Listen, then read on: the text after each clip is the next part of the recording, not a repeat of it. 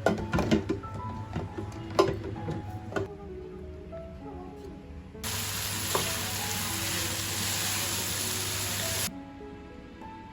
आपसे कभी भी ना छुपाता हूँ।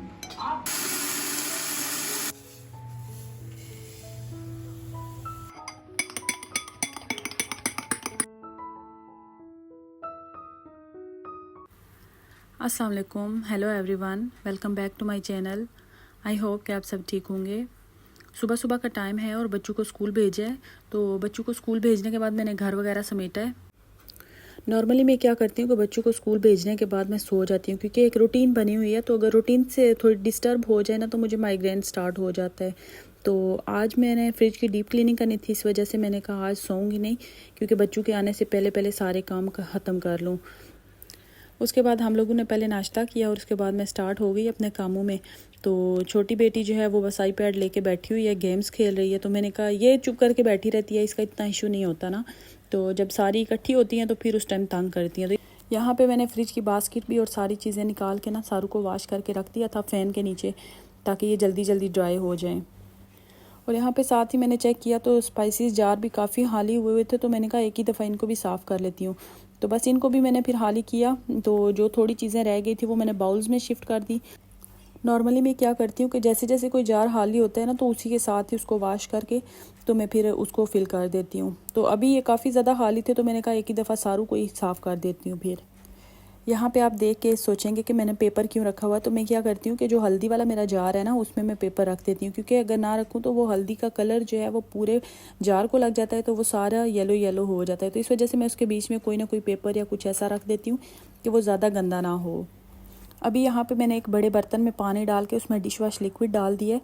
तो इसमें सारे जो मेरे जार हैं वो मैं इसमें डिप कर दूँगी कुछ टाइम के लिए। जब ये डिप हुए रहेंगे ना तो ये उसके बाद जब मैं इनको वॉश करूँगी तो ये बहुत अच्छे से साफ़ हो जाएंगे।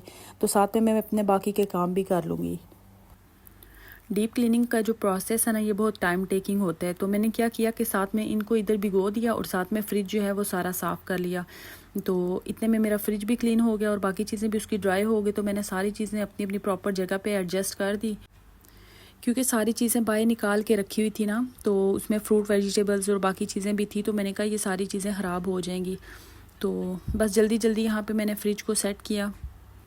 जब डीप क्लीनिंग आप कर लेते हैं ना तो फिर आपको भी तसल्ली हो जाती है कि अब हमारा कुछ टाइम जो है वो आराम से गुजर जाएगा। तो देखें यहाँ पे क्लीन होके कितना अच्छा लग रहा है। तो जब हम क्लीनिंग स्टार्ट करते हैं ना तो समझ ही नहीं लगती है टाइम की कि कैसे हमारे 1 से 2 घंटे जो है वो निकल गए हैं। तो बस अभी छुट्टी का टाइम भी होने वाला है बच्चों की। तो उससे पहले मैंने कहा लंच में कुछ जल्दी जल्दी बना लेती हूँ। तो अभी मैंने सोचा फिर स्पैगेटी बना लेती हूँ, वही जल्दी बन जाएगी।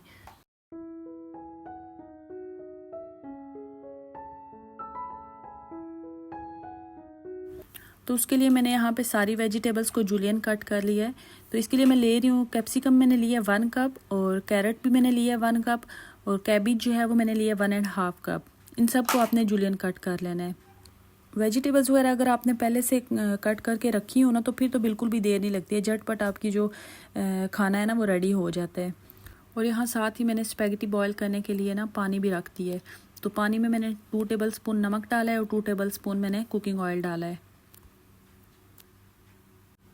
और यहाँ चिकन मैंने लिया है 500 ग्राम और उसको भी मैंने स्ट्रिप्स में कट कर लिया है। साथ ही हमारा जो पानी है वो भी बॉयल हो गया। तो उसमें मैंने स्पैगेटी ऐड कर दिया है। स्पैगेटी मैंने 400 ग्राम ऐड किया है। तो स्पैगेटी डालने के बाद आप जो उस पर इंस्ट्रक्शन लिखी होती हैं आप उनको फॉलो कर सकते हैं, या फिर 8 to 10 मिनट्स तक आप इसको कुक कर लें।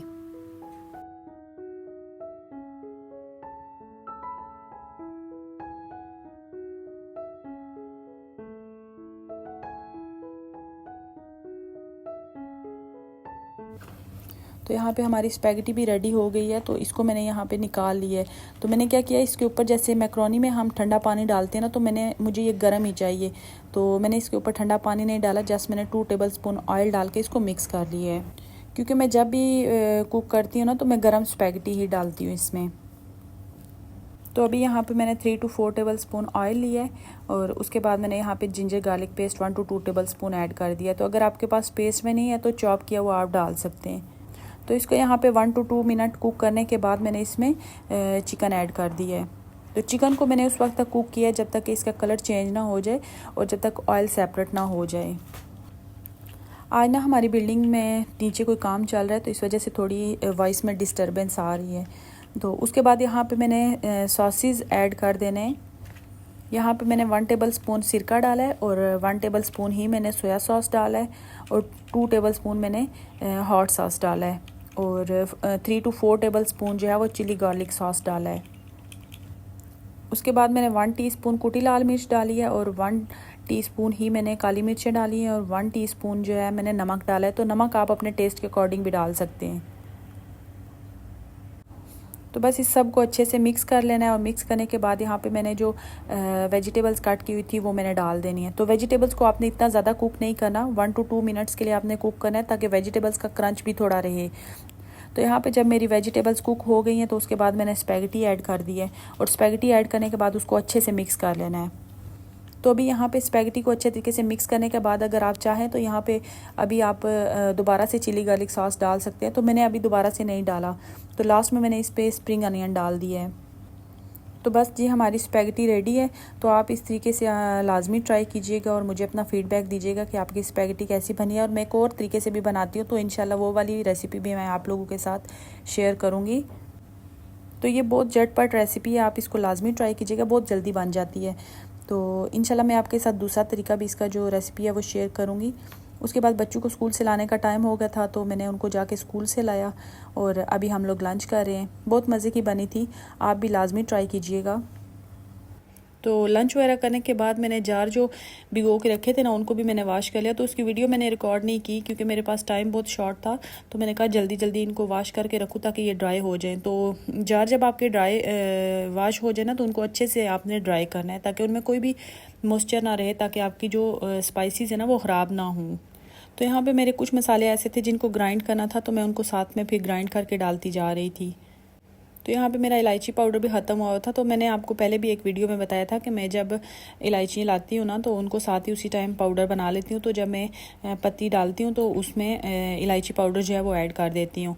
तो अलग से फिर मुझे इलायची डालने की ज़रूरत नहीं पड़ती है जब चाय बनाते हैं। तो यहाँ पे मैंने इलायची का भी पाउडर बना लिया था और धनिया भी पाउडर बना लिया था। तो यहाँ पे साथ ही मैं इनको ग्राइंड करके और साथ में रीफ़िल करती जा रही हूँ जार्स को। तो मेरे जो ग्रेन्स वगैरह के जार हैं ना उनको मैं जैसे ही कोई खाली होता है तो उसी टाइम मैं वॉश करके रीफ़िल कर लेती हूँ। तो अगर आप साथ साथ करते रहे ना तो फिर एक ही दिन में आपको इतना ज़्यादा टाइम नहीं लगाना पड़ता।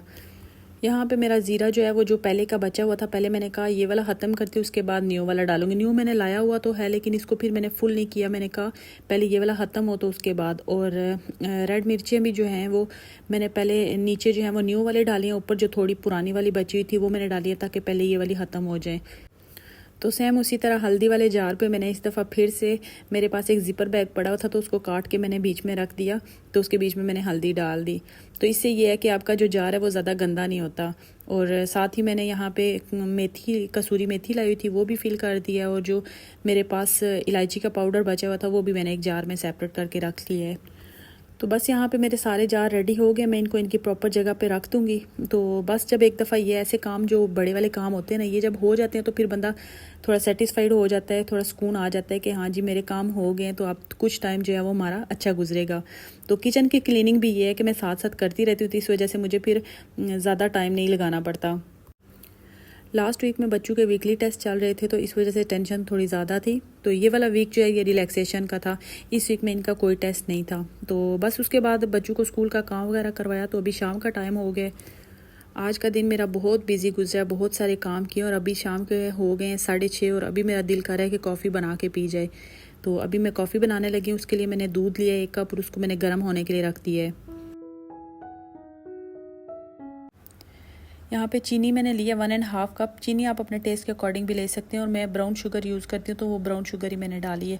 और उसके बाद यहाँ पे कॉफ़ी मैंने 1 टेबल स्पून डाली है और 3 टेबल स्पून मैंने पानी डाला है, गर्म पानी। और उनको इतना मिक्स करना है 10 मिनट्स तक, आपने जितनी आपकी जान है ना वो आपने लगा देनी है और अच्छा सा उसको मिक्स कर लेना है।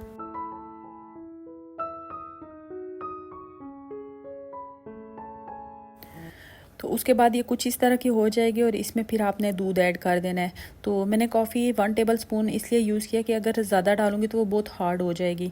तो मैं जब भी बनाती हूँ तो मैं 1 टेबल स्पून ही डालती हूँ, तो उससे ये है कि आराम से पीने जाती है, मुझे बहुत ज़्यादा हार्ड नहीं अच्छी लगती। तो उसके बाद मैंने इसमें दूध ऐड कर दिया है तो हमारी कॉफ़ी रेडी हो गई है।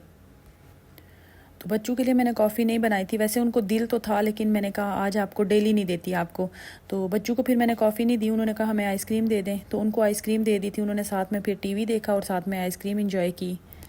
आई होप कि आपको वीडियो अच्छी लगी होगी। अगर आपको वीडियो ज़रा सी भी अच्छी लगी है तो प्लीज़ इसको लाइक करें और अपने फ्रेंड्स एंड फैमिली में ज़रूर शेयर करें।